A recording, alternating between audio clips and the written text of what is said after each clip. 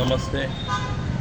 काल रात्री 8:45च्या सुमारास आमच्या घरासमोर घराच्या दारात पायरीवर एका अज्ञात व्यक्तीने करणीचा प्रकार केला. ते आमच्या निदर्शनास आल्यानंतर आम्ही ते सगळं साहित्य पोलिसांच्या समोर पोलिसांनी बोलवून त्याचा पंचनामा करून पोलिसांच्या ताब्यात दिलेला आहे. आणि एवढा घाणेरडा प्रकार करणे हे योग्य नाही. ज्या कोणी व्यक्तीने हे प्रकार केला आहे त्याला मी सांगू इच्छितो, असल्या प्रकारानं आमचं काय वाईट होणार नाही.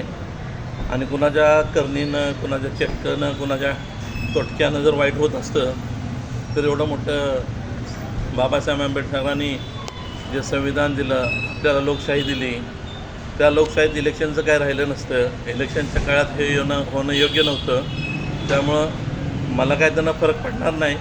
पण समाजात गैरसमज पसरवला जातो आहे. असं करून चिडीनं रडीनं इलेक्शन कोण जिंकत नसतं. तर मला सांगायचं आहे की असले प्रकार परत घडू नये. जय हिंद. लोकशाही मराठी ऐका, पहा, जागरूक रहा.